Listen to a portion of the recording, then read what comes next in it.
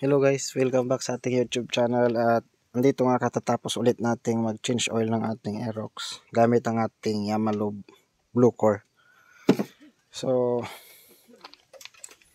tapos na, ilagay na natin ilang odo yung tinakbo niya bago tayo mag-change oil.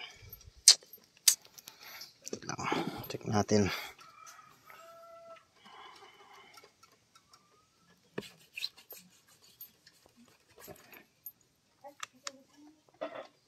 (2,054 kilometers). Ito yung pinakamatagal ay pinakamaraming natakbo niya guys bago tayo mag-change oil, kasi usually 1,300, 1,500 yan, at yung pinakamatagal no na binuksan natin is 1,600 ata yun kilometers or 1,800. So ngayon guys ay umabot ng 2,000 kilometers. I-reset na natin to. Umabot siya ng 2,054. Ayan yung oil nya, 2,054 kilometer. Reset na natin yan. So ano ba yung napansin ko sa 2,054 kilometers na yon? Nung binuksan ko guys ay hindi pa siya maitim, mapula-pula pa siya. Ang Blue Core kasi natin, itong Yamalob natin na ito guys, galing to sa kasa, yung original nya. Itong Yamalob na Blue Core guys, ang kulay niya na langis ay kulay blue. Pero nung binuksan natin siya guys, mapula-pula pa siya. Hindi ko na nakuha lahat, na itapon na yan. Mapula-pula pa. So hindi pa siya nag-totally na itim. So I think yung natakbo niyang 2,054 kilometers, pwede pa yun umabot ng mga 2,100 o 2,200 or maybe 2,300. Next time guys, bago tayo mag-change oil, try naman natin ng 2,100 or 2,200 kilometers. Gusto nating ma-reach yung talagang, yung hindi naman siya, kanina yung bagbukas ko kasi mapula-pula pa siya, talagang okay pa. Hintayin natin or i-reach natin yung talagang itim para masulit din natin yung langis natin. Kasi okay naman siya. As long as na hindi siya nagbabawas guys. At saka itong mga nakaraan na to kasi minsan hindi tayo masyado nakapag long ride kaya siguro ganoon.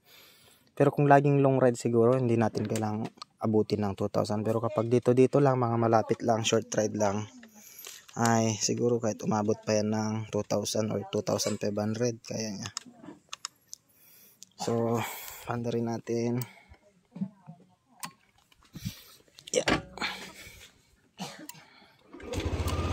Yun. Malapit na pala siyang kuan. Ilan na yung odo nito?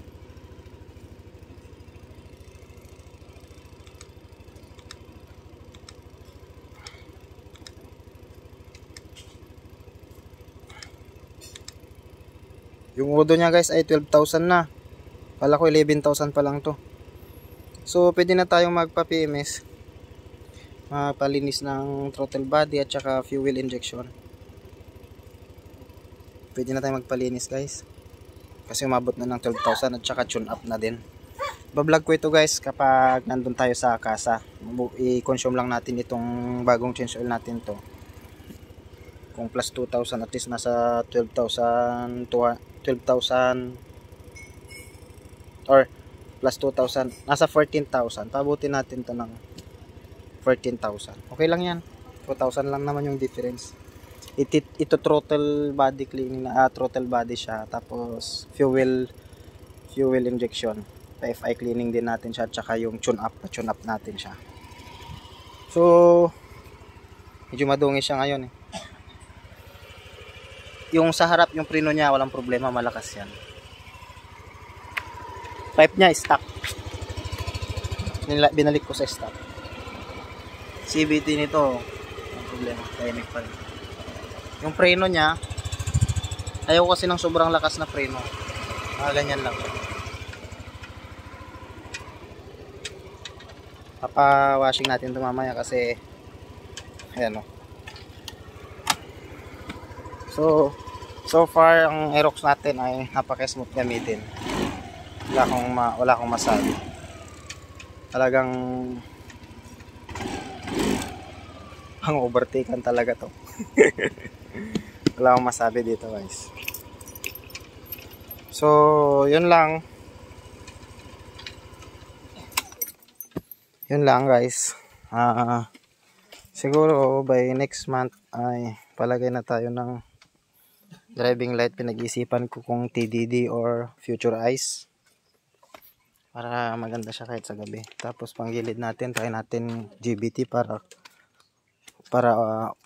lahat naka GBT. Tapos pag nag CBT tayo, salpak din ulit natin yung pipe.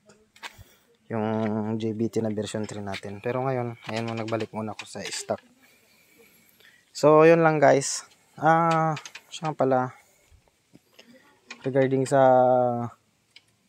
gas consumption, talagang magastos siya sa gas guys. Lalo pag nagbaba ka ng bola. Tsaka nag-upgrade ka ng CBT. Pero kung stock ka lang, okay din naman ang stock kung umabot naman ng 45 kilometers.